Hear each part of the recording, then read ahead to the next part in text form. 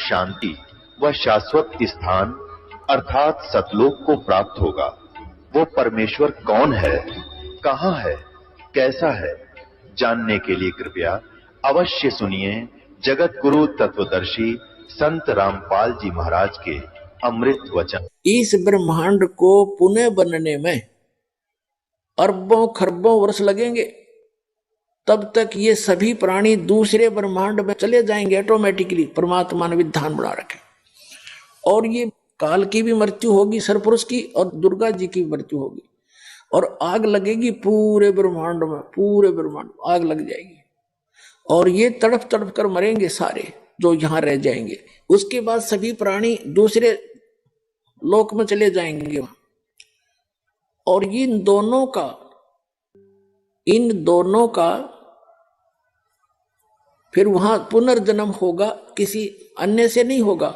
Automatic ये वहां जाते ही जहां इनका अलग स्थान है ब्रह्मांड में, सबसे ऊपर टॉप के स्थान पर, सब जगह से बना रखा है, उस स्थान पर जाते ही इन दोनों का युवा शरीर हो जाएगा, दुर्गा का और इस सरपुरुष काल का। फिर इनके कुछ वचन से और कुछ इनके शारीरिक संस्कार संयोग से ये फिर पुनः 3 पुत्रों की उत्पत्ति करेंगे। और जो अच्छी आत्माएं जो बची हुई थी उनके पुण्य फिर भी शेष रह जाते हैं, तो उनमें से फिर ये वहां पहले तो यहां पर ब्रह्मा विष्णु महेश, जैसे एक ब्रह्मा मर गया, दूसरा पुण्यात्मा जो अब रह जाएंगे इस भक्ति को संग्रह कर पार ना हुए, वो धन सारा रह गया उनके साथ, उसको ऐसे ठगवा होगा उनको। जैसे ब्रह्मा जी की मृत्यु हुई तो नेक्स्ट पुत्र ब्रह्मा रजोगुण बना के रजोगुण क्षेत्र में रह के ये दोनों दुर्गा और ये वहां एक पुत्र उत्पन्न करते हैं, वो ऑटोमेटिकली रजोगुण हो जाता है।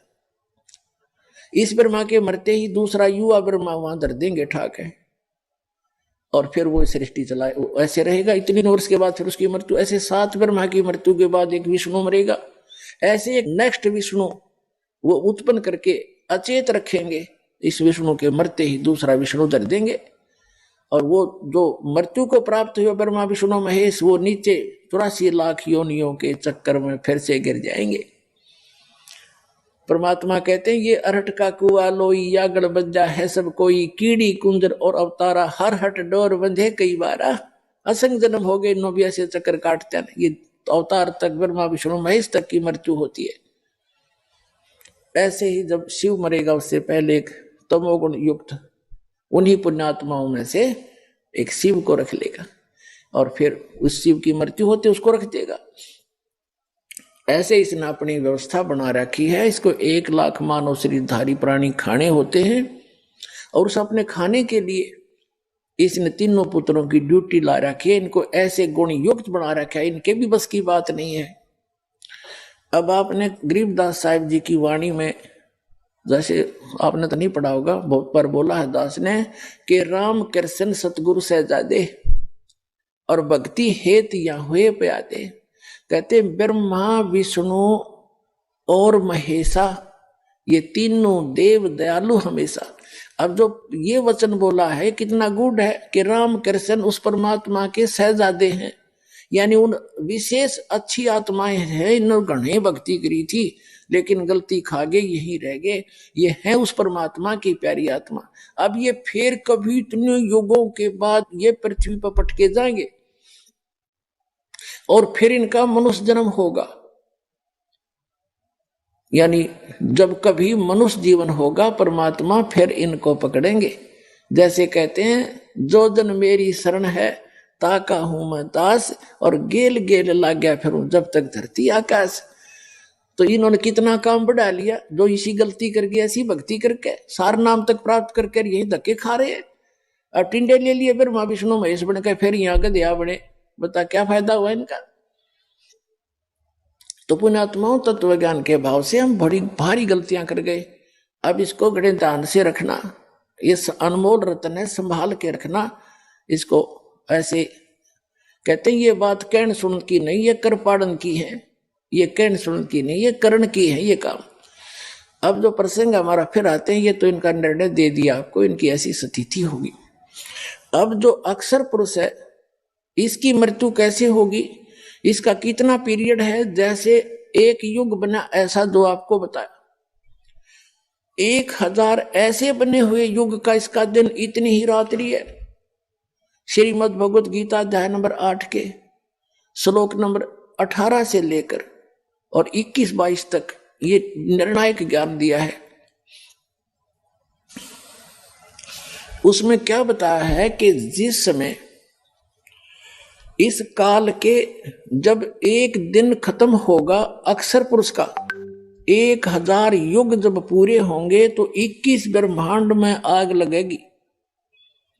21 के 21 ब्रह्मांड नाश में आएंगे और ये सभी प्राणी उस अक्षर पुरुष के लोक में एक अलग स्थान है, रिजेक्टेड, जिसे गोदाम होया करे, उसमें फट कर दिए जाएंगे और पुनः ये 21 ब्रह्मांड फिर निर्माण में आएंगे इतने ही समय के बाद। तब तक ये वहां पड़े पड़े सड़ेंगे, उन बोरियों के अंदर अलग से स्टॉक होगा इनका।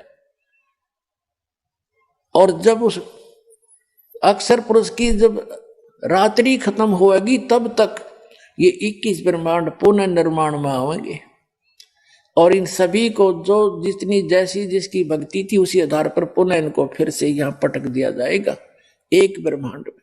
फिर उस ब्रह्मांड से फिर पुनः शुरू होगी। तो फिर क्या होगा, इस अक्षर पुरुष की मृत्यु होगी। अब जो ये दास दिखाना चाहता, थोड़ा ये देखो बीच में, श्रीमद् भगवत गीता, ये वही जयदयाल गोविंद का इसके अनुवादक हैं। 8वें अध्याय के आपको दिखाते हैं। 17वां आपने पढ़ लिया, ये देखिएगा गीता अध्याय नंबर 8 का, श्रीमद् भगवत गीता 17वां आपने पढ़ लिया। ये अक्षर पुरुष का है, परब्रह्म का एक दिन है, 1000 युग का, नोट चतुर्युग। अब यहां हम 18वां पढ़ देंगे। इसमें क्या बताया है कि संपूर्ण चराचर भूतगण इस ब्रह्मा के दिन के प्रवेश काल में नहीं, ये ब्रह्मा ने ये गलत लिखा है, अक्षर पुरुष के एक दिन के प्रवेश काल में अव्यक्त से अर्थात ब्रह्मा के सूक्ष्म शरीर से उत्पन्न, अव्यक्तात से उत्पन्न होते हैं और ब्रह्मा की नहीं, उस अक्षर पुरुष की रात्रि के प्रवेश काल में उस अव्यक्त नामक सूक्ष्म शरीर में नहीं, उस अव्यक्त संज्ञा के ही मलीन हो जाते हैं, उसमें वहां रख दिए जाते हैं। इसका अर्थ क्या है, जैसे श्रीमद् भगवत गीता अध्याय नंबर 15 के श्लोक नंबर 16 और 17 में 3 पुरुष हैं, सरपुरुष, अक्षर पुरुष और परम अक्षर पुरुष। अब यहां वही 3 सिद्ध करने हैं। जैसे यहां क्या कहा है कि जब इस अक्षर पुरुष को यहां सेकंड अव्यक्त कहा है, ये दूसरा अव्यक्त है, लेकिन यहां इस प्रसंग में इसको अव्यक्त प्रथम कहा है। इसका क्या है, जैसे 1000 युग का दिन जब समाप्त होगा तो पूरे 21 ब्रह्मांड का नाश हो जाएगा और उस अक्षर पुरुष के लोक में, जैसे उस 1000 चतुर्युग में उस अक्षर पुरुष के भी लोकों की आंशिक प्रलय होगी, जैसे यहां होती है। जब ब्रह्मा जी का एक दिन समाप्त होता है तो केवल इन 3 लोकों में प्रलय हो जाती है, लोक न्यू के न्यू रहते हैं और इनके ऊपर पानी जल भरकर बिल्कुल विनाश हो जाता है। पुनः फिर ये धीरे धीरे अपना स्थिति पर आते हैं, पुनः स्टार्ट होते हैं। तो इसी प्रकार उसके आंशिक लोकों में प्रलय हो जाती है उसकी भी, और उस जो बचे हुए लोक हैं जो उसका एक अलग से, जैसे यहां ब्रह्म लोक है वहां पर ब्रह्म लोक है, उसके अंदर सभी प्राणी रख दिए जाते हैं, ये नीचे वाले भी और उसके आंशिक हुई प्रलय वाले भी वहां रख दिए जाते हैं। अब इसका प्रमाण है, ये देखिएगा ये क्या बताया है 8वें अध्याय के 18वें मंत्र में। इसमें ये बताया है कि संपूर्ण चराचर भूतगण ब्रह्मा के दिन के, ये है उस परब्रह्म के दिन के, अक्षर पुरुष के दिन के प्रवेश काल में और अव्यक्त से अर्थात उसी के लोक से उत्पन्न होते हैं रात्रि में, यानी जब उस अक्षर पुरुष की रात्रि होती है 1000 युग की, उसके दौरान उसमें प्रवेश कर जाते हैं, वहां रखे रहते हैं, उसके शरीर में नहीं, वहां उसके लोक में रखे जाते हैं। उस प्रलय प्रलय जब होती है तब का बात है। अब 19, 20, 21, 22 से आपका यह बात समझ में आओगी। देखना 8वें अध्याय के 19वें श्लोक में कहा है, हे पार्थ, वही यह भूत समुदाय उत्पन्न होकर प्रकृति के वश हुआ, रात्रि के प्रवेश काल में लीन होता और दिन के प्रवेश काल में उत्पन्न हो जाता है। ठीक है। अभी इसमें क्या कहा है कि परंतु उस अव्यक्त से परे जो दूसरा अव्यक्त विलक्षण जो सनातन अव्यक्त भाव है, वह परम देव पुरुष सब भूतों के नष्ट होने पर भी कभी नष्ट नहीं होता। क्या बताया है कि अक्षर पुरुष, इसको अव्यक्त कहा है। इसका जब 1000 युग का ऐसे बना हुआ दिन समाप्त होता है तो रात्रि के समय ये 21 ब्रह्मांड और उसके कुछ आंशिक ब्रह्मांडों का विनाश होकर के उसके लोक में रख, इसका तो कति विनाश हो जाएगा, उसको वैसे प्रलय होती है। तो उसके एक परब्रह्म लोक है, यहाँ ब्रह्म लोक इसने प्राप्त, उसमें रख दिए जाएंगे। और जब पुनः फिर 1000 युग बीत जाएंगे उसके रात्रि के, वो पुनः फिर ये 21 ब्रह्मांड तब तक पुनः निर्माण होकर उस बिग बैग थ्योरी के आधार से ये पुनः निर्माण होकर के फिर सुचारू हो जाएंगे और ये सब जीव फिर यहाँ भेज दिए जाएंगे। अब ये बताया है कि जिस अव्यक्त के लोक में ये रखे गए, उस अव्यक्त यानी अक्षर पुरुष परब्रह्म से अन्य एक और अव्यक्त परम भाव है, वो सबके नाश होने पर भी उसका स्थान और वो परमात्मा कभी विनाश में नहीं आता। अब देखो ये 8वें अध्याय का, ये तो 19 मामले पढ़ दिया कि उस दिन में उत्पन्न हो जाते हैं, रात्रि में प्रवेश। 20 में है परंतु उस अव्यक्त से, इस अव्यक्त से, अक्षर पुरुष से अन्य जो दूसरा विलक्षण जो सनातन अव्यक्त भाव है, वह परम देव पुरुष, वह पूर्ण परमात्मा सत्य पुरुष सब भूतों के सब के नष्ट होने पर भी नष्ट नहीं होता। अब यहां 2 अव्यक्त आपके सामने हो गए, एक अव्यक्त तो ये अक्षर पुरुष और दूसरे की तरफ ये संकेत करा वो परम अक्षर पुरुष। अब रह गया सरपुरुष जो गीता ज्ञान दे रहा है, ये सरपुरुष है। 7वें अध्याय के 24 और 25 में ये स्वयं कहता है कि मैं अव्यक्त हूं, ये है वो सरपुरुष प्रथम अव्यक्त। अब 7वें अध्याय का 24-25 दिखाते हैं आपको, ये देखिएगा। ये अध्याय नंबर 7 का श्रीमद् भगवत गीता, वो 8 का था, ये अध्याय 7 है। और इसके 24-25 में, 24 में क्या कहा है कि अव्यक्तम व्यक्तिम आपनम मनन्ते माम अबुधे। ये गीता ज्ञानदाता सरपुरुष श्री कृष्ण में बोल रहा है। परम भावम अजानंत मम अव्यम अनुतमम। क्या कहते हैं? बुद्धिहीन पुरुष मेरे अनुतम अविनाशी परम भाव को नहीं जानते। अनुतम का अर्थ, अनुतम तो लिख दिया, बुलाओ इनका, इन अनुतम तो लिख दिया, यहाँ अनुतम का अर्थ। अब देखो 17वें श्लोक में यहाँ विचलित हो गए, इसलिए अनुतम छोड़ दिया, देखी जाएगी जो होगी।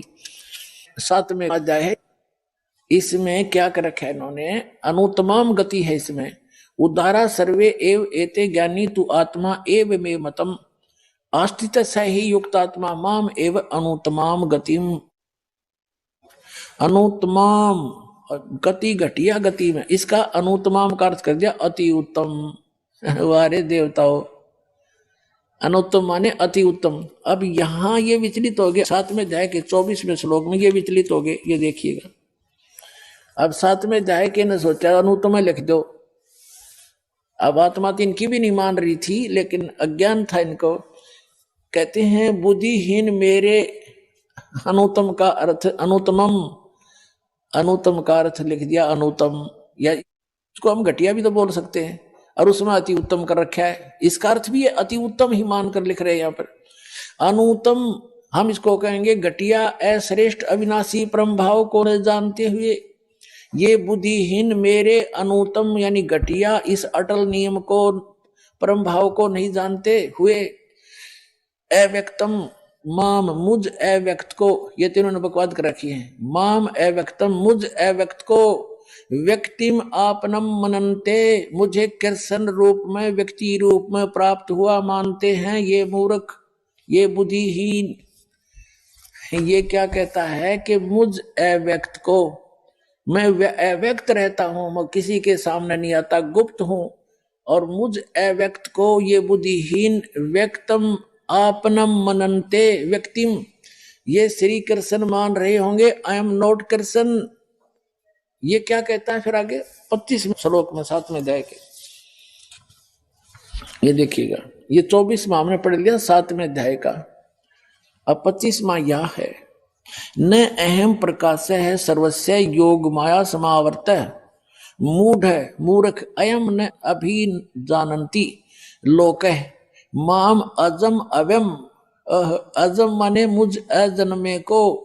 यहाँ अजम का अर्थ है कि मैं मां से जन्म नहीं लेता, इसका जन्म ऐसे होता है जैसे गीता अध्याय नंबर 10 के श्लोक नंबर 2 में कहता है कि मेरी उत्पत्ति को ये देवता, ये ऋषि, ये मैं ऋषि नहीं जानते, क्योंकि ये मेरे से उत्पन्न हुए हैं। इसकी बाप की उत्पत्ति को बच्चे कैसे जानेंगे, तो दादाजी बतावेगा। तो दादाजी कबीर साहब उसने आकर बताए आपके समक्ष, और कबीर सागर में लिखा हुआ 600 वर्ष पहले। तो यहाँ इस प्रश्न का उत्तर कौन ब्रह्मा का पिता है, कौन विष्णु का, कि माँ शंकर का दादा कौन है, हमको दे बता। तो ये कबीर परमेश्वर है, ब्रह्म का भी पिता, यानी तो ब्रह्मा विष्णु महेश के पिता का भी पिता, वो सब का दादा है, यानी सबके उत्पत्ति का मूल कारण वो है। अब हम पढ़ रहे हैं 7वें अध्याय का 25वां श्लोक। अब यहां से ये निर्णय कर रहे हैं हम, ये 25वां श्लोक है, अपनी योग माया से छुपा हुआ मैं सबके प्रत्यक्ष नहीं होता, इसलिए यह है अज्ञानी जन समुदाय मुझ अजम, मैं अजम माने मैं अब जन्म लेकर नहीं आया हूं कृष्ण में, वैसे प्रवेश कर रहा हूं। मेरे इस अवयम न अभिजानन्ति, मेरे इस अविनाशी नियम को नहीं जानते, यानी ये अटल नियम है मेरा कि मैं कभी किसी के सामने नहीं आता, योग माया से छुपा रहता हूं और मैं अव्यक्त हूं। तो ये प्रथम अव्यक्त है, ये सरपुरुष है, और 2 अव्यक्ति भाग्य आपको सिद्ध करेंगे 8वें अध्याय के अभी 20 और 21 में आपने पढ़ लिया। तो ये 3 अव्यक्त हैं और 3 ही ये पुरुष हैं। प्रथम अव्यक्त ये सरपुरुष है, ब्रह्म 21 ब्रह्मांड का स्वामी है, और दूसरा अव्यक्त ये अक्षर पुरुष है, ये 7 संख्य ब्रह्मांड का स्वामी है, और तीसरा अव्यक्त जो कभी सभी के नष्ट होने पर भी कभी नष्ट नहीं होता, वो परम जीव पुरुष यानी परम अक्षर पुरुष, वो कबीर भगवान है। ये देखिए, अब हम 8वां अध्याय में आगे 7वां पढ़ लिया, उसमें से इतना ही प्रमाण लेना था हमने कि प्रथम अव्यक्त 7वें अध्याय के 24 और 25 में ये खुद कहता गीता ज्ञानदाता कि मैं अव्यक्त हूं, अपनी योग माया से छुपा रहता हूं, ये मेरा अश्रेष्ठ घटिया अटल नियम है कि मैं कभी किसी के सामने नहीं आता। जब एक पिता अपनी संतान से छुप कर रहता है तो उसमें कोई दोष है, वो घटिया नियम है उसका, तो ये कभी सामने नहीं आता अपने यथार्थ रूप में। तो ये कहता मैं प्रथम अव्यक्त हो गया। अब 2 अव्यक्त यहां से लेंगे, श्रीमद् भगवद गीता अध्याय नंबर 8 का अर्थ श्लोक नंबर हमने 19 पढ़ दिया। उसमें पढ़ा था कि ये सभी भूत समुदाय उत्पन्न होकर प्रकृति से वश हुए, रात्रि प्रवेश काल में लीन होकर के दिन के प्रवेश काल में उत्पन्न होते हैं। किसमें? वो ब्रह्म ने ये यहाँ इस स्पष्ट कर दिया इस काल के, ये ब्रह्म ने, ये अक्षर पुरुष पर ब्रह्म के दिन में इस अव्यक्त, ये व्यक्त, ये अव्यक्त, इस अव्यक्त से इस अव्यक्त के शरीर में नहीं लोक में प्रवेश करते हैं। अब ये तो प्रथम अव्यक्त, प्रथम हमने पढ़ लिया। अब ये दूसरा अव्यक्त और तीसरा ये है। अब 20 में लिखा है कि परंतु उस अव्यक्त से परे, जिस अव्यक्त के इसमें जो जाकर के दिन के समय में तो उसमें प्रवेश कर जाते हैं, रात्रि में उसमें जाकर लीन हो जाते हैं, वो आप चले जाते हैं, उससे अलग जो अव्यक्त है, परंतु उस अव्यक्त से, अब ये तीसरे अव्यक्त की तरफ संकेत है। प्रथम तो यहां हो लिया, ये हो गया इस 18वें में, उस अव्यक्तात्, उस अव्यक्त से उत्पन्न होकर रात्रि के समय में उसमें लीन होते हैं और दिन के समय में उस अव्यक्त के लोक में, शरीर में उसके लोक में चले जाते हैं। इसका अर्थ है ये तो दूसरा अव्यक्त हो गया।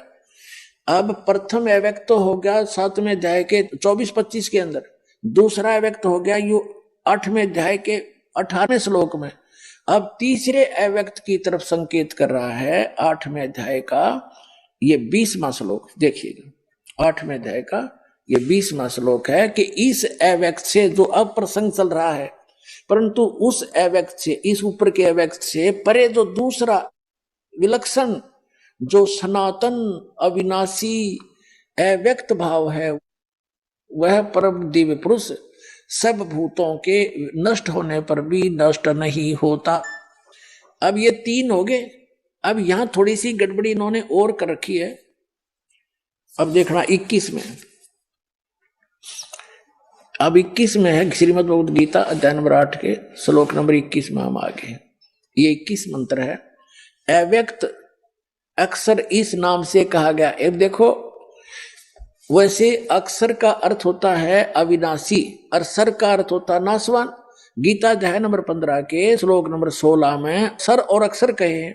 अब इसको इसलिए अक्षर कहा है कि इसका जीवन काल बहुत ज्यादा है और ये अक्षर दिखा, लेकिन 15वें अध्याय के 17वें श्लोक में स्पष्ट कर दिया कि उत्तम पुरुष इनसे दूसरा है। और जो वास्तव में अविनाशी कहा जाता है ये भी नाशवान है। जैसे एक तो चीनी के मटेरियल की बनी हुई कप आपने देखे होंगे, प्लेट, वो तो अंडरस्टूड हाथ से छूटे और फूटे, वो तो सर मटेरियल है। और एक स्टील का कप हो तो स्टील के बॉडी समझ ले इस अक्षर पुरुष वाले लोग की, वहां रहने वालों की। लेकिन स्टील का भी एक दिन नष्ट होगा, लेकिन समय बहुत लगता है। वो वैसे सथाई सा दिखा है, वैसे सथाई दिखा उसकी तुलना में, इसलिए अक्षर कह दिया इसको। इसकी आयु बहुत बड़ी है अक्षर पुरुष की। अब कहा है कि वो उससे अन्य है वो परमात्मा, वो अक्षर पुरुष। अब सरपुरुष अक्षर पुरुष, अब यहां जो अक्षर शब्द है अविनाशी की तरफ संकेत है, लेकिन वो अक्षर नहीं है। इसलिए तो आगे कहा कि उत्तम पुरुष तो अन्य परमात्मा उदाहरते। तो पुण्यात्माओं, ये सद ग्रंथ है, ये कोई बालकों के लेख नहीं। और इन अज्ञानियों ने इनका अनुवाद किया है, वो अबाई वक रखिए। अब ये है गीता का सार। ये गीता का सार क्या सुना करते हमने, तेरा क्या जाता अर्जुन, तू क्या लेकर आया था, आत्मा तो अमर है, शरीर तो बदलता ही रहता। गीता सार हो गया, यो खा गीता सार हो गया। गीता सार तो अब पता चलेगा इस अनमोल रतन ने क्या बताया, अनमोल ग्रंथ ने। अब देखो श्रीमद् भगवद गीता अध्याय नंबर 8 के हम श्लोक नंबर 21 को पढ़ रहे हैं। अव्यक्त अक्षर है, अव्यक्त अक्षर, ये अविनाशी अव्यक्त, ये यहां अविनाशी शब्द लिखना चाहिए। इस नाम से कहा गया है और इस अविनाशी नाम भाव को परम गति कहते हैं। ये है वह परम गति। और जिस सनातन अव्यक्त भाव को प्राप्त होकर मनुष्य वापस नहीं आते, वह मेरा परम धाम है। अब देखो यहां गलती खा गई है। अब ये यहाँ के कहना चाह है कि मैं भी कभी वहीं रहा करता था, मेरा मूल निकास वहीं से, वहां से इसको निष्कासित किया गया था। जैसे एक व्यक्ति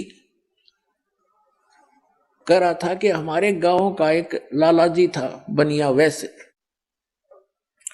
और मैं कुदरती उसी की दुकान पर चला गया। लेकिन वो गांव छोड़े उन्होंने लगभग 50 वर्ष हो गए थे। हमारे जन्म से भी पहले वो गांव छोड़कर शहर में रह रहे थे और वहां अपनी सब संपत्ति को सेल कराए थे। और वो व्यक्ति वृद्ध वहीं बैठा था। उसने मुझसे पूछ लिया, आप कौन से गांव के हो? मैंने अपना गांव बताया कि मैं उस गांव का हूं। तो वो कहता है कि हमारा भी मूल गांव, हम भी उस गांव के हैं। और जबकि उस गांव में उसकी कोई संपत्ति 1 पैसे की भी नहीं है, लेकिन फिर भी वो कह रहा है कि हम भी उसी गांव से हैं, उसी मेरा मूल गांव वही है। तो ये यहां ये कह रहा है कि वो स्थान जहां वो परम अक्षर ब्रह्म रहता है, ये मेरा परम धाम तो वही है, असली स्थान तो मेरा भी वही है। तो इसका ये अर्थ है, लेकिन अब इसका वहां कुछ नहीं है। लेकिन वैसे कहने में ये कहता है कि वो मेरा परम धाम है, मेरा भी वहां से ही निकास है, इसका ये अर्थ है। इसको आप सृष्टि रचना में पढ़ोगे तब पता चलेगा ये वहीं से निष्कासित है। अब देखिएगा, अब 8वें अध्याय के हम गीता जी के 21वें को पढ़ रहे हैं कि वो अव्यक्त अक्षर यानी अविनाशी अव्यक्त इस नाम से कहा गया है। इस अक्षर अविनाशी अव्यक्त भाव को परम गति कहते हैं, जो उस लोक में चले गए सतलोक को।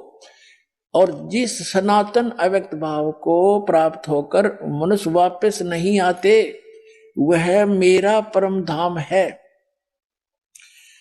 वैसे इसका अर्थ ये है कि वो मम धाम परमम, वो मेरे धाम से श्रेष्ठ है। एक तो अर्थ इसका ये बनेगा सीधा, तो वैसे हम इसका अर्थ लगाएं तो इसका अर्थ ये बनता है, ये कहना चाहता है कि मेरा भी मूल स्थान वही है, अब उसका वहां है कुछ नहीं।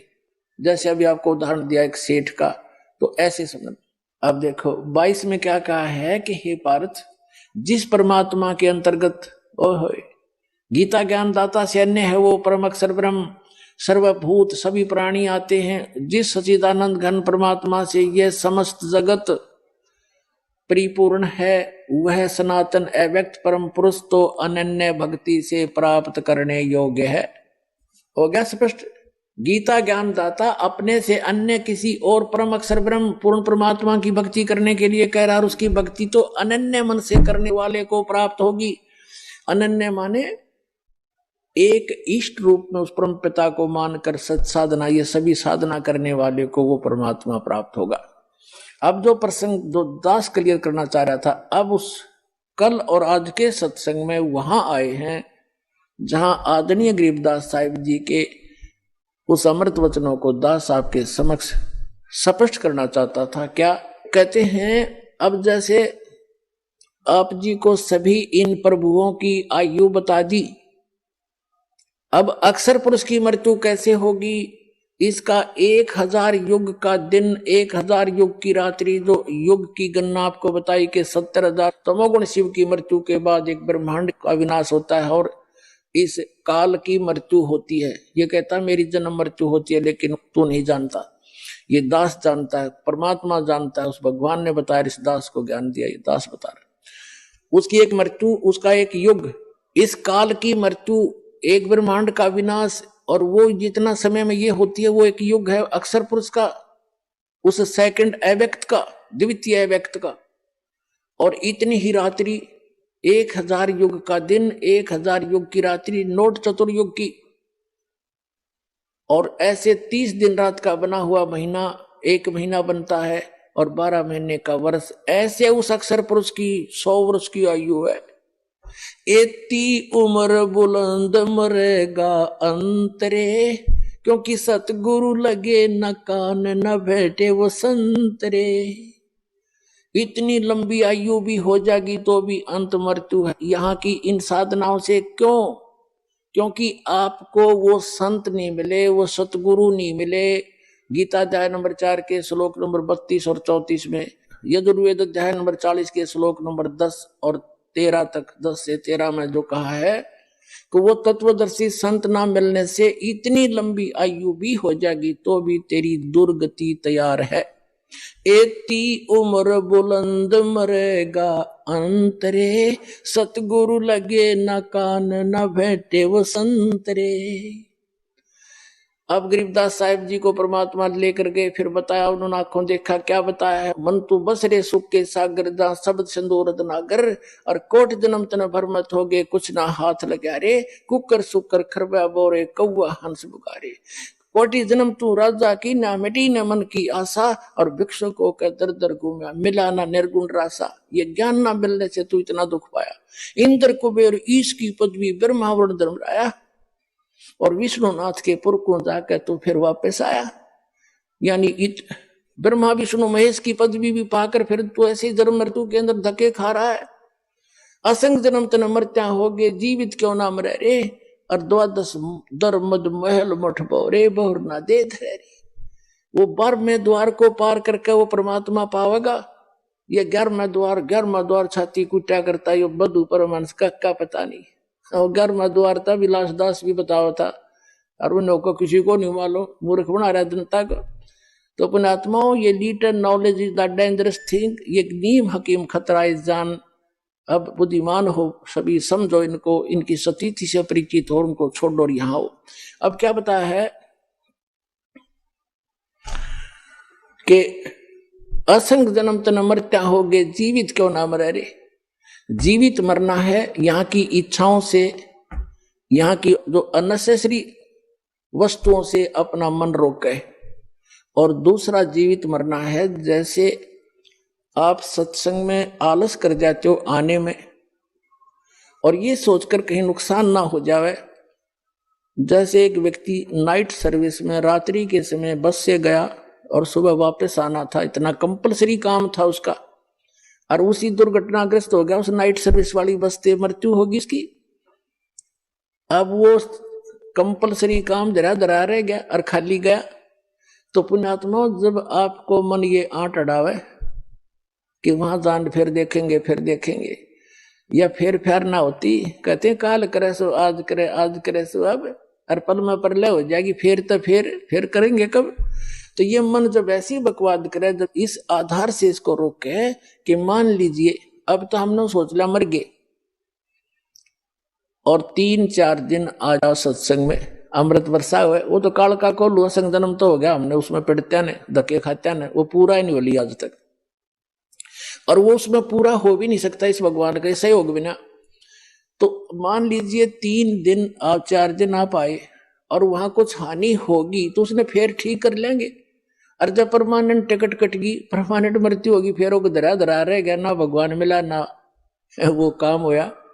तो इस प्रकार इस मन शैतान को परमात्मा के फार्मूला तो रोके और भगवान के चरणों में दुखी सुखी चाहे किसी प्रकार भी पहुंचे, आपका बड़ा पुण्य होता है आने पे। संत मिलन को चालिए तज माया अभिमान, और जो कदम आगे रखे ओ हे यज्ञ समान। और यहाँ आते हैं तो 2 रुपये दान भी करने की सोचते हो, ये दान जो यहाँ किया गया ये आपका है, और वहां कोठीर बंगले बना के धरगे वो काल का आपका नहीं है। और यहाँ सदा व्रत चले, दिन रात किसी टाइम आओ, परमात्मा के बच्चों के लिए भगवान ने सारा भंडारा खोल रखा है। तो यहाँ जो दान करते हो, यहाँ आने का सत्संग सुनते हो और आकर बैठते, ये बड़े पुण्यों से आप परिपूर्ण हो रहे हो। तो कहते असंग जन्म तन मरत्या हो गए, जीवित क्यों नाम रह रे, 12 दरमद महल मठ बौरे, बहु न दे धर रे। उस बर में द्वार को पार करके परमात्मा का वो लोक है, प्रथम 11वां द्वार है जो 21 ब्रह्मांड से पार करके हम इस अक्षर पुरुष के लोक में प्रवेश करेंगे, और 12वां द्वार है जो 7 संग ब्रह्मांड करके सतलोक के अंदर जब हम उस द्वार से पार करेंगे तो वो द्वार इस भक्ति से खुलते चले जाएंगे ऑटोमेटिकली आपके, और 12वां द्वार पार करके आप सतलोक में प्राप्त करोगे, जहां फिर लौट कर फिर कभी नहीं आओगे। फिर क्या बताते हैं कि दोजक बहिष्ठ सभी तय देखे राजपाट के रसिया। दोजक कहते हैं नरक को, बहिष्ठ कहते हैं स्वर्ग को, कि स्वर्ग और नरक में असंख्यों बार धक्के खा लिए, और 3 लोक से तरपत ना ही ये मन भोगी खसिया। इस मन की कति तृप्ति नहीं हो सकती, चाहे 3 लोक का राजा बना दे इसने। जैसे कोई सरपंच बन जाता है, वो ये सोचता है कि चेयरमैन बनूं अगली बार, जब बात बने चेयरमैन बनने के बाद नीति हो जाती है कि मैं एमएलए बनूं जब जी साहब है। एमएलए बनने के बाद फिर ने सोचा मंत्री पद मिले तो बात बढ़ाना, तो कोई आनंद नहीं आया भाई। और मंत्री जो बन जाता वो ने सोचा भाई मुख्यमंत्री बना जब आनंद आवे। ये तो अपराध ही नहीं रहे हम। अब मुख्यमंत्री की क्या टेंडेंसी होती है कि मैं प्रधानमंत्री बनूं, जो बात बना अटकड़बाजी जोड़न में लगा रहेगा, और फिर यह टिकट कट जाएगी, मृत्यु हो जाएगी, फिर गधा बन के हंडेगा संतरी बना कुमार के पास, और कुत्ता बनकर संतरी बने। तो पुण्यात्मा परमात्मा ये बताना चाहते हैं, बच्चों तुम कहाँ के ढोंड लग रहे हो, डले ढो रहे हो। मनुष्य जीवन से जो कार्य करना था वो तो तुम्हारे को बताने भी नहीं दिया। काल ने भगवान आकर चले गए, 120 वर्ष रह के अपने बच्चों को ज्ञान देना चाहते थे, इन काल के दूतों ने बाधा बनकर खड़े हो गए, और कबीर साहब को नामो निशान मिटा दिया। धाड़क था, जुलाहा था, ये था वो था। अरे भगवान लाल से कितने भी हो, लाल तो लाल ही रहेगा। कहीं पर भी आप जैसे छोटी जाति समझते हो, और लाल कहीं पर भी हो, कुरडी में पड़ा लाल तो भी लाल की कीमत लाल ही है, उसको कोई मासा नहीं घटा सकता। तो समर्थ है वो, आज भी समर्थ है, उस दिन भी समर्थ है, उस दिन हम पहचान नहीं सके। अब क्या बताते हैं, दोजिक भिष्ट सभी ते देखे राजपाट के रसिया, और 3 लोग से तरपत नाही यो मन भोगी खसिया। फिर कहते सतगुरु मिले तो इच्छा मेटे, पद मिल पदे समाना, और चल हंसा उस लोक पठाऊं जो आज अमर स्थाना। अब सतगुरु मिले तो इच्छा मेटे, ये सारा ज्ञान समझा के यहाँ से समेट देंगे आपकी इच्छाओं को। और पद मिल पदे समाना, गीता अध्याय नंबर 15 के श्लोक नंबर 4 में कहा कि तत्व ज्ञान की प्राप्ति के उपरांत उस तत्व ज्ञान के आधार से परमेश्वर के उस परम पद की खोज करनी चाहिए, जहां जाने के बाद साधक लौटकर फिर कभी संसार में नहीं आता। अब 8वें अध्याय के गीता के 21वें श्लोक में भी आपने पढ़ लिया कि वो परम धाम है, वहां जाने के बाद सनातन परम धाम है, वहां जाने के बाद साधक फिर लौटकर कभी वापस नहीं आता, वो परम अक्षर ब्रह्म का स्थान है। तो वो स्थान वहां जाने के बाद फिर कभी लौट कर नहीं आते, उस पद को प्राप्त होते। अब ये कोड वर्ड है, ये सूक्ष्म वेद है, उस अन्य वेद से भी गहन ज्ञान है, ये गूढ़ रहस्य है। इसमें लिख बोला है कि सतगुरु मिले तो इच्छा मिटे और पद मिल पदे समाना होए। यहाँ दो शब्द हैं पद। एक पद का अर्थ है मेथड ऑफ वर्शिप, पद्धति। भगवान पद माने पद्धति, भगवान की यथार्थ पद्धति प्राप्त कराओगा सतगुरु, और उस पद्धति से वो पद मिलेगा। कौन सा? जहां जाने के बाद फिर लौट कर कभी संसार में नहीं आते। सतगुरु मिले तो इच्छा मेटे, पद मिल पदे समाना, और चल हंसा उस लोक पुठाऊ जो आदि अमर स्थान। आदि अमर स्थान, शाश्वत स्थान। गीता जी अध्याय नंबर 18 के श्लोक नंबर 62 में कहा कि अर्जुन तू सर्वभाव से उस परमेश्वर की शरण में जा, उसकी कृपा से तू परम शांति को और सनातन परम धाम को प्राप्त होगा। अपनी साधना को बताता है 8वें अध्याय के 5 और 7 में गीता ज्ञानदाता कि मेरी भक्ति करेगा तो युद्ध भी करना पड़ेगा और भक्ति भी कर। यहाँ शांति नाम की चीज नहीं है, और जन्म मृत्यु तेरी भी रहेगी और मेरी भी रहेगी। जहां युद्ध भी करना और जन्म मृत्यु होना, वो शांति हो सकती है। और ओम नाम है इस ब्रह्म का, ओम नाम के साथ न हो गए ओम शांति। ओमकार शांति का तो एक्सीडेंट है, ओम से शांति हो ही नहीं सकती सारे उल्टे काम। तो यहां बताते हैं कि चल हंसा उस लोक पठाऊं जो आदि अमर स्थाना, और 4 मुक्ति जहां चंपी करती।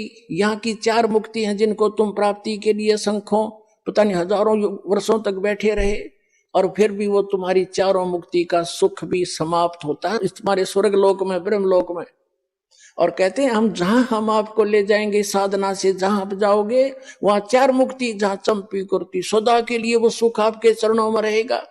4 मुक्ति जहां चंपी करती, माया होरी दासी, और दास गरीब अभय पद पर से वो मिले कबीर राम अविनाशी। बोलो सतगुरुदेव।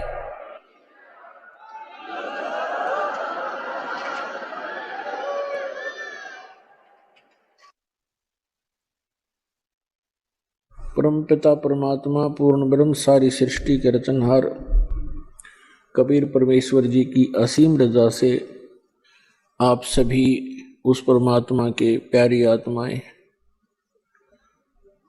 इस तत्व ज्ञान को पहचान कर, अपने पिता को पहचान कर, अपने मूल मालिक को पहचान कर यहाँ सतलोक आश्रम बरवाला के अंदर उपस्थित हुए। धन्य है आपके माता पिता जिनसे जन्म हुआ। लख बर सूरा जूझ ही लख बर सावत दे, लख बर यति जहान में तब सतगुरु शरणा ले। तो पुण्यात्माओं, आप ऐसे पुण्य कर्मी प्राणी हो, युगों युगों से आप बहुत ही परमात्मा के निकट रहे हो, लेकिन हम पार नहीं हो पाए क्योंकि हम भगवान को पहचान नहीं पाए, तत्व ज्ञान हम समझ नहीं सके। यहाँ का सबसे बड़ा जाल काल का ये है कि जिस भी जीव को, मानव शरीरधारी प्राणी को जरा सा भी कोई यहाँ की ये नकली सुविधा उपलब्ध है, उसको परमात्मा की कति आवश्यकता महसूस नहीं होती। और जो महादुखी हैं वो परमात्मा के लिए भटकते हैं, तो काल न ये नकली संत, नकली दूत, ये ठग कदम कदम पर बैठा रखे, वो उनके फंस के अपना जीवन नाश कर जाता है। और जो भक्ति करता नहीं, पूर्व जन्म का पुण्यकर्मी प्राणी है, उसको सब अच्छी सुविधाएं प्राप्त है, उसका व्यवसाय भी ठीक है, कोई पद पोस्ट भी उच्च है, परिवार भी अच्छा है, बच्चे भी लायक हैं, वो पूर्व जन्म के संस्कार हैं उनके, तो तत्व ज्ञान के अभाव से वो ऐसे अपना जीवन नष्ट कर जाते हैं। इस सारे अंधेरे को, संपूर्ण अज्ञान को हटाने के लिए, इसका नाश करने के लिए परमात्मा स्वयं ही आते हैं। उस परमात्मा के अतिरिक्त जितने भी संत महात्मा, काजी, मुल्ला, आचार्य, शंकराचार्य, मंडलेश्वर, महंत संत हैं, या जो देव पद प्राप्त किए हुए हैं, ये सभी जीव संज्ञा के अंदर है और परमात्मा की महिमा को जीव नहीं जान सकता अपने बल से। इसलिए परमेश्वर स्वयं आते हैं हमें अपने कुछ आंशिक महिमा जो हमें आवश्यक है वो बताने के लिए। तो पुण्यात्माओं, आज का जो समागम संपन्न होने जा रहा है, ये 3 दिन से चला था।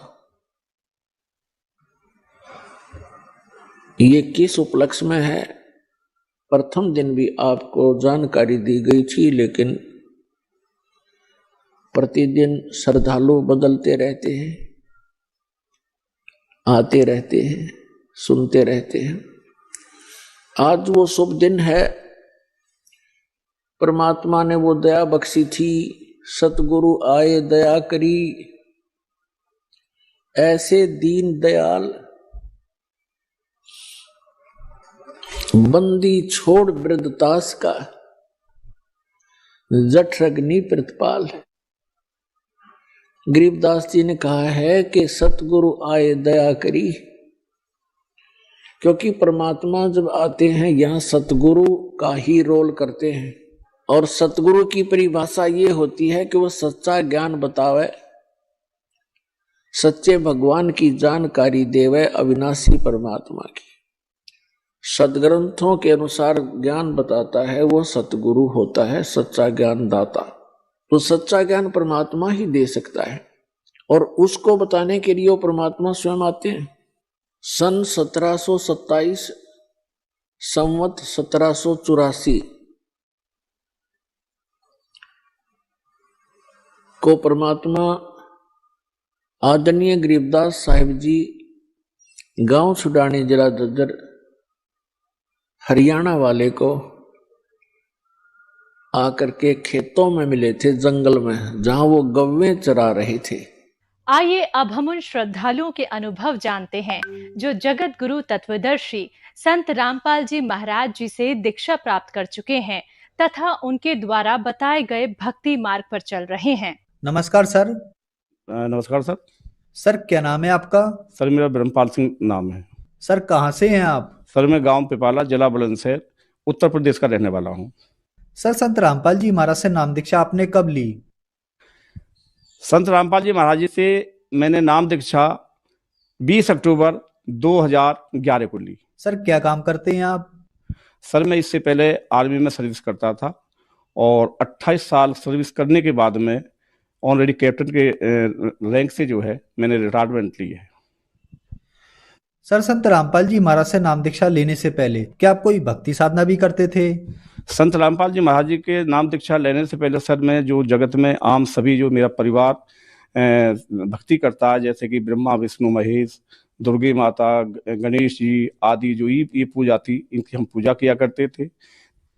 सर फिर आप संत रामपाल जी महाराज की शरण में कैसे आए? 2004 के अंदर मैं राधा स्वामी से जुड़ा था और 11 के लास्ट तक वहाँ जुड़ा रहा। वहाँ पर जो है सत्संग भी अटेंड करते थे और उनकी किताबें भी पढ़ते थे।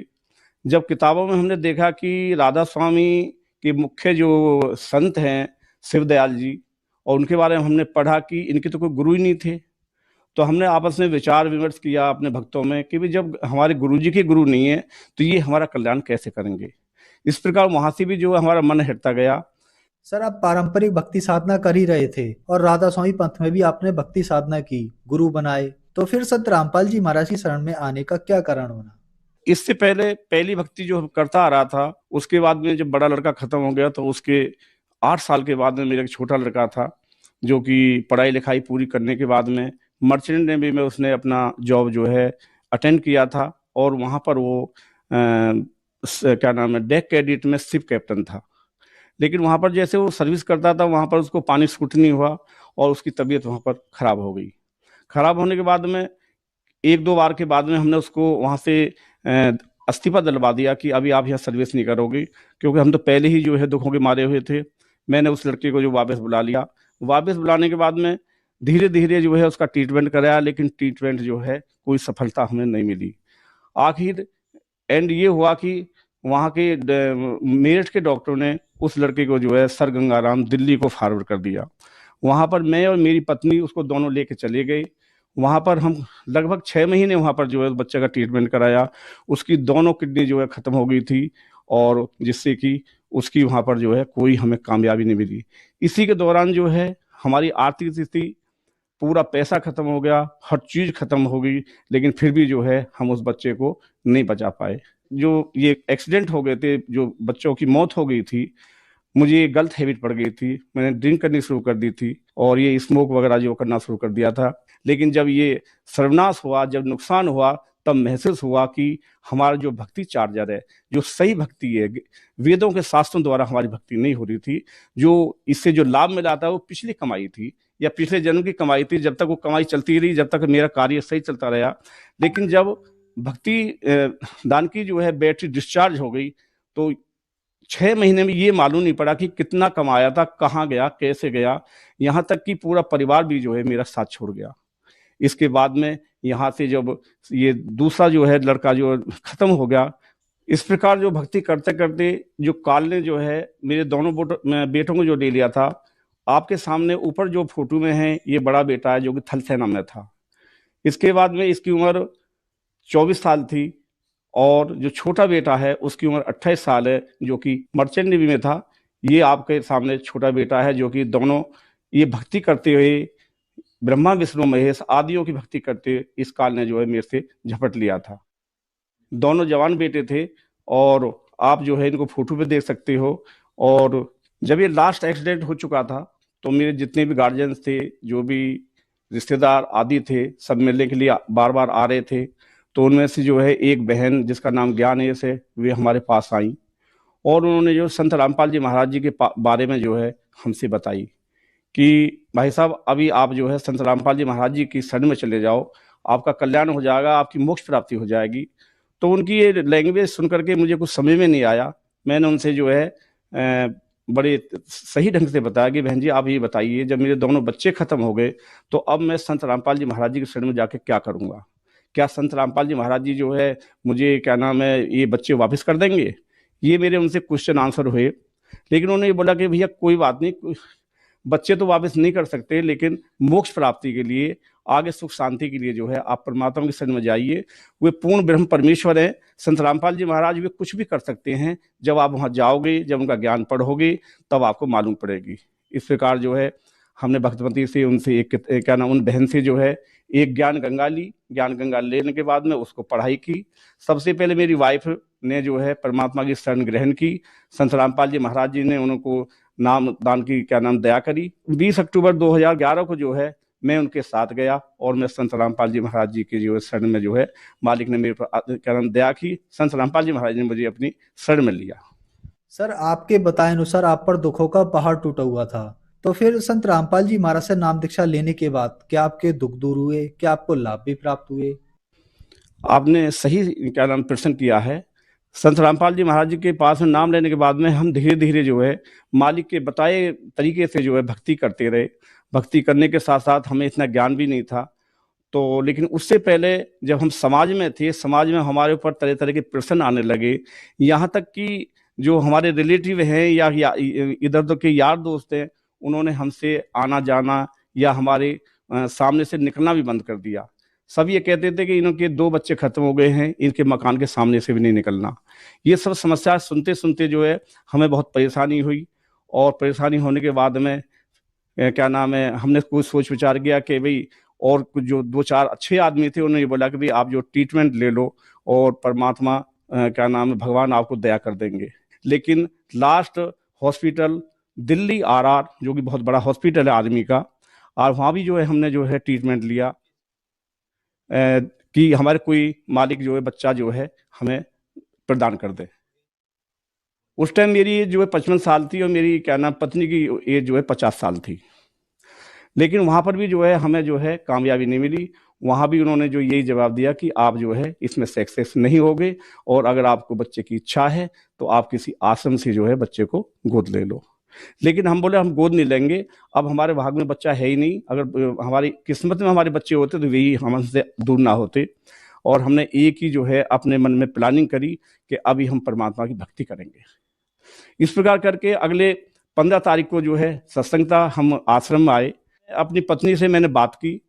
उन्होंने जो है संत रामपाल जी महाराज से प्रार्थना की कि परमात्मा अगर आपकी इच्छा हो, मालिक आप कृपा कर दें तो मैं ट्रीटमेंट करा लूँ, इलाज करा लूँ। तो संत रामपाल जी महाराज ने उस टाइम ये बोला था हंस करके कि क्या आपने अभी तक ट्रीटमेंट कराया नहीं है? तो मेरी वाइफ ने बोला हाँ क्या नाम गुरुजी मैंने ट्रीटमेंट कराया है। तो उन्होंने एक सवाल किया था, बेटा तेरे ऊपर जो है अब कर्ज खत्म हो गया है, अपना भक्ति करो और मोक्ष प्राप्ति करो। लेकिन उन्होंने जिद की कि परमात्मा जो समाज की जो बातें आ रही हैं वे बाहर नहीं निकलने देती हैं, आप कृपा कर दो और मुझे क्या नाम है आशीर्वाद दे दो।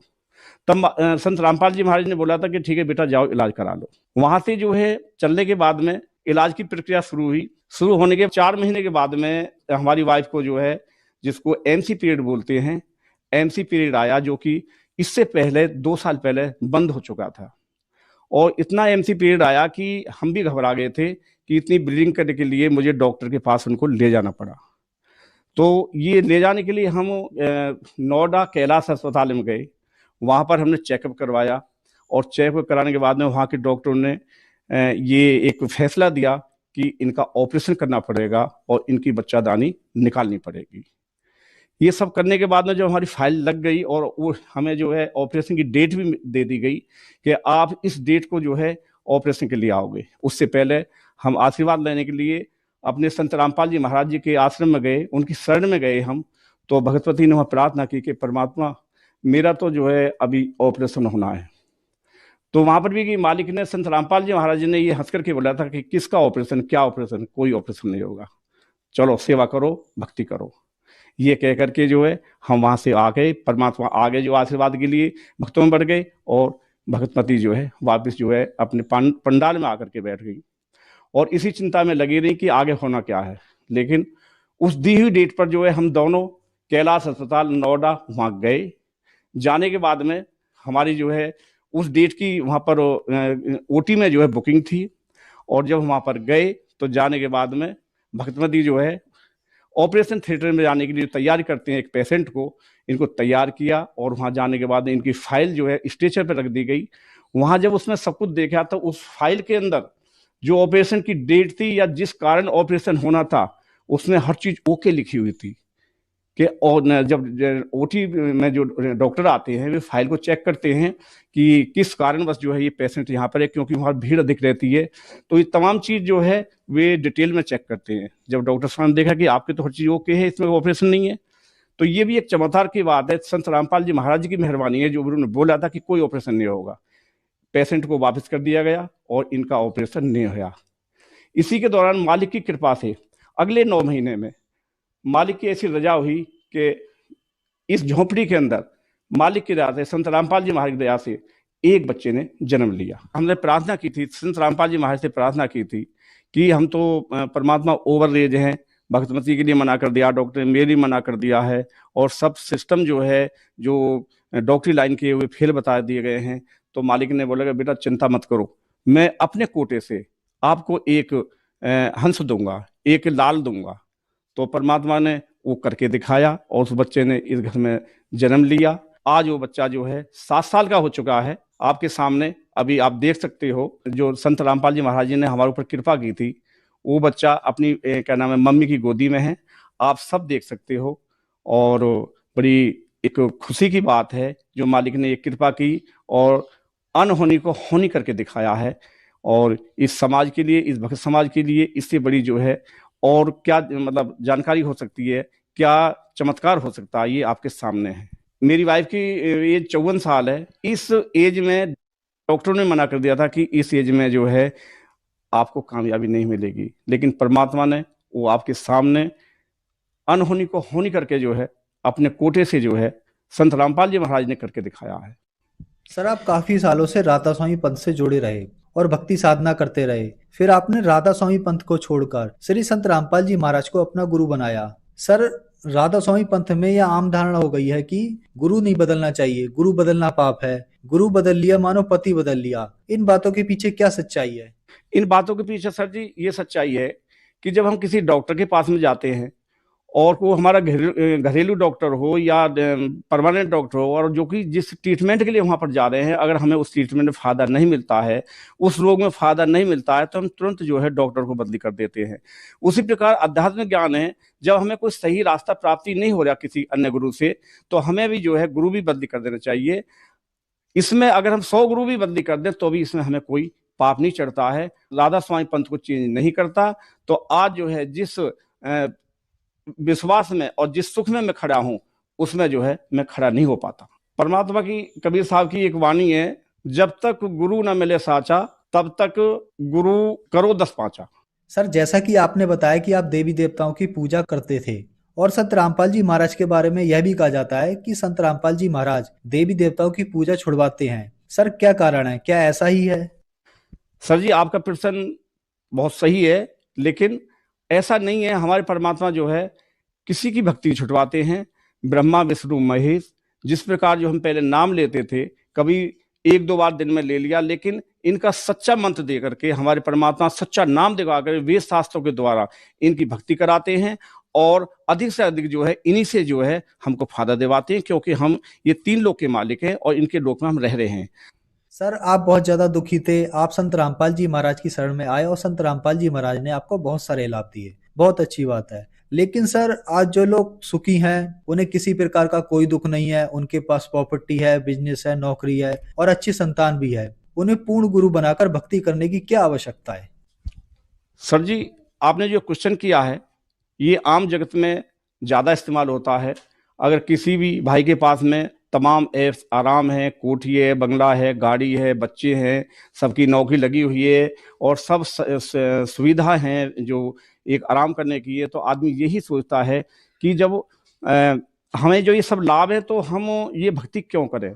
लेकिन ऐसा नहीं है। अभी आप देखिए, जब मैं भक्ति नहीं करता था, सही रास्ते की, सही संत से जो मैंने नाम नहीं लिया था, तो मेरे पास में उससे पहले सब कुछ था, मकान, दुकान, पैसा, नौकरी, बेटे, बच्चे सब थे।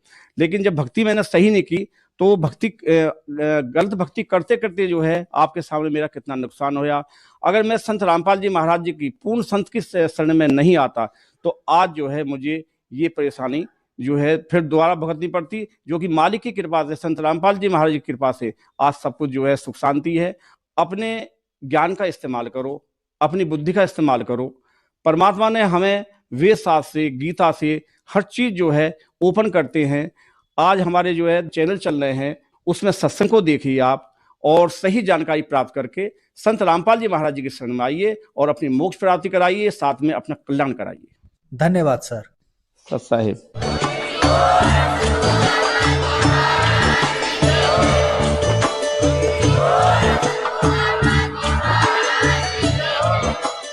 आप सुन रहे थे जगत गुरु तत्वदर्शी संत रामपाल जी महाराज जी के मंगल प्रवचन। अधिक जानकारी के लिए विजिट कीजिए हमारी वेबसाइट www.jagatgururampalji.org। संत रामपाल जी महाराज जी के शुभ आशीर्वाद से पूरे विश्व भर में 500 से भी ज्यादा नाम दीक्षा केंद्र हैं, जिन पर संत रामपाल जी महाराज जी द्वारा ऑनलाइन निशुल्क नाम दीक्षा दी जा रही है। अपने नजदीकी नाम दीक्षा केंद्र